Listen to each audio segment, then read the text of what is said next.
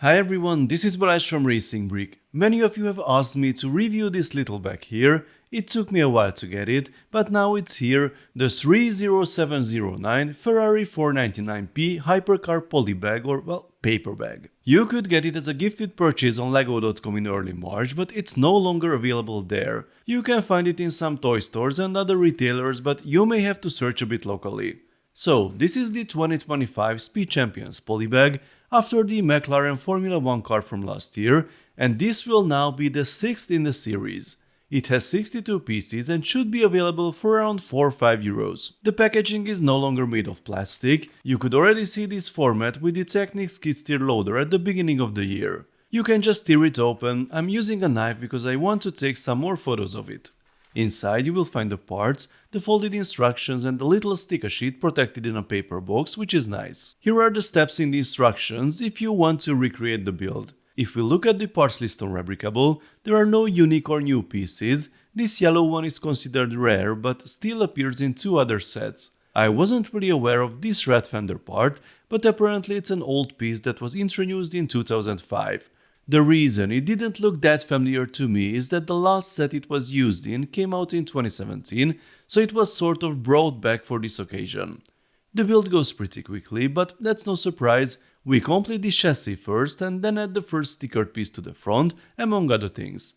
The mudguards are also stickered. We get a total of 4 of these parts. The rear lights are very simple but look good. The interesting thing is that the whole front half is covered with tiles, so everything that goes on top has to be attached at the back. And here it is. The cabin goes here, then the rear wing, and only 2 more parts are needed, except the wheels of course, and we are done. So here's our finished model, and it has lots of nice details.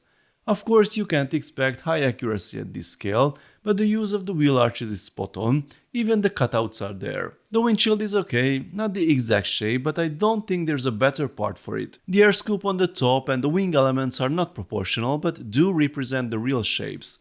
All in all, I think it's a nice little version of the Ferrari 499p. My biggest complaint might be the structure of the rear wing. It's quite wobbly and you have to center it carefully to make it look good. And here is the complete lineup, a nice colorful collection. The first Lamborghini was only 4 studs wide without the wheels, the others are 5 studs wide, although last year's McLaren was even wider with the wheels. Another interesting trend is the number of parts used. It went up at the beginning, with the Aston Martin and the Solus GT reaching almost 100 pieces, and then dropped dramatically for the last 2 sets. I'm not sure why that is, but it's interesting nonetheless. There's another aspect I need to talk about. All of these polybag cars had a full-size Speed Champions counterpart released in the same year. So can we expect a Ferrari 499p this year? Well, I don't know.